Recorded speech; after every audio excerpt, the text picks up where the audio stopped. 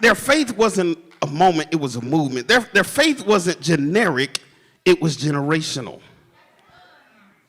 Their faith didn't just visit the family, it took up residency in the family. Paul says the faith lived in Lois and Eunice.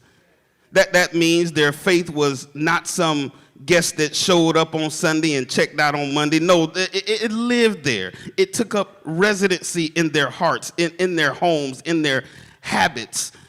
If something lives in you, it breathes, it moves, it shows signs of life. If something lives in you, it affects your decision, your action, your atmosphere. If something lives in you, it doesn't just visit, it stays.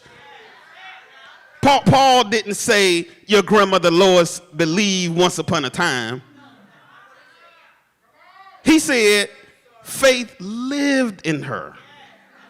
That means when she woke up, it was there. When she went through trials, it was there. When she prayed over Timothy, it was there. Faith was not decoration, it was a dwelling.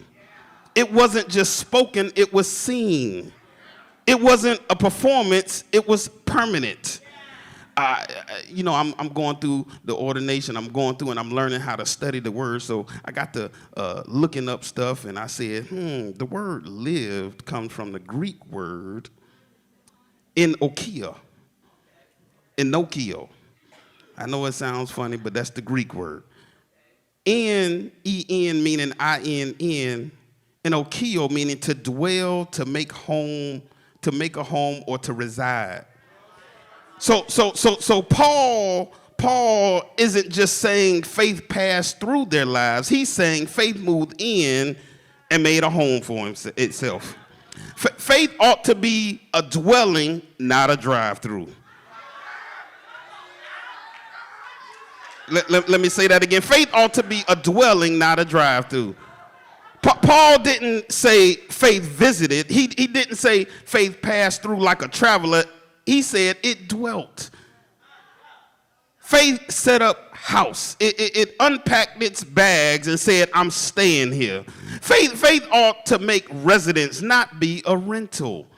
Some of y'all don't know, I'm in real estate, and I got to looking at this thing. I said, rentals are temporary. Residency is permanent. Lois and Eunice didn't rent their faith on Sunday and turn it in on Monday. No, they owned it. It was permanent. It was their dwelling. Faith ought to be taught to be a lifestyle, not an occasion.